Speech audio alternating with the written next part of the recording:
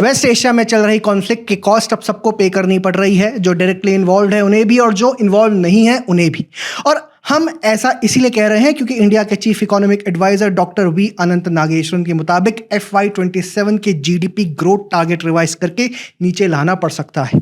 Finance ministry की मार्च की monthly economic review में नागेश्वरन ने क्लियरली कहा है कि FY27 के लिए जो जीडीपी ग्रोथ एस्टिमेट 7.0% से 7.4% के बीच रखा गया था, उस पर अब काफी प्रेशर आ चुका है। सिंपल वर्ड्स में अगर मैं समझाऊं तो ग्रोथ एक्सपेक्टेड से थोड़ी स्लो हो सकती है।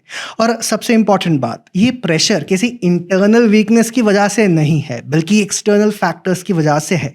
वेस्ट एशिया की सिचुएशन ने ऑयल, गैस, फर्टिलाइजर, शिपिंग और लॉजिस्टिक्स सबको इंपैक्ट किया है। रिव्यू में स्पेसिफिकली मेंशन्ड है कि स्ट्रेट ऑफ हॉर्मुज के आसपास supply disruption, higher freight charges, rising insurance cost और सप्लाई चेन इश्यूज मिलकर इन्फ्लेशन और ग्रोथ दोनों पर प्रेशर बना रहे हैं।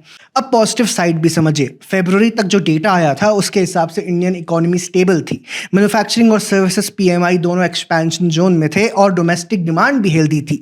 लेकिन जैसे ही एक्सटर्नल शॉक आया, एक नया रिस्क क्रिएट हो गया, फोरकास्ट और रियल टाइम डेटा के बीच गैप बढ़ने का। CEA नागेश्वरन का मानना है कि गल्फ रीजन में नॉर्मलसी ओवरनाइट वापस नहीं आएगी, बल्कि ग्रेजुअल तरीके से ही सिचुएशन इंप्रूव होगी। इसका मतलब क्या है?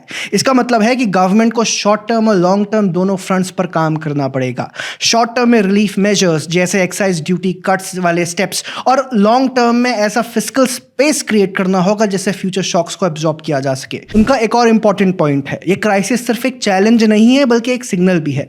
सिग्नल इस बात का कि इंडिया को एनर्जी, रॉ मटेरियल्स और की कमोडिटीज में लॉन्ग टर्म बफर्स बिल्ड करने होंगे। और अगर इसी क्राइसिस को अपॉर्चुनिटी बनाकर रिफॉर्म्स की स्पीड बढ़ाई जाती है तो इंडिया इस फेज से और ज्यादा स्ट्रॉन्ग और कॉम्पिटिटिव इकोनॉमी बनकर निकल सकता है। तो बॉटम लाइन क्या है? इंडिया की इकोनॉमी को कोई मैसिव झटका नहीं लग रहा, लेकिन FY27 का 7% प्लस ग्रोथ टारगेट अब इजी नहीं रहा। अब असली सवाल यह है, नेक्स्ट कुछ क्वार्टर्स में इंडिया पॉलिसी, फिस्कल मैनेजमेंट और जियोपॉलिटिकल रिस्क्स को कितने स्मार्टली हैंडल करता है? आप क्या सोचते हैं? आपका क्या विचार है? कमेंट सेक्शन में जरूर लिखें।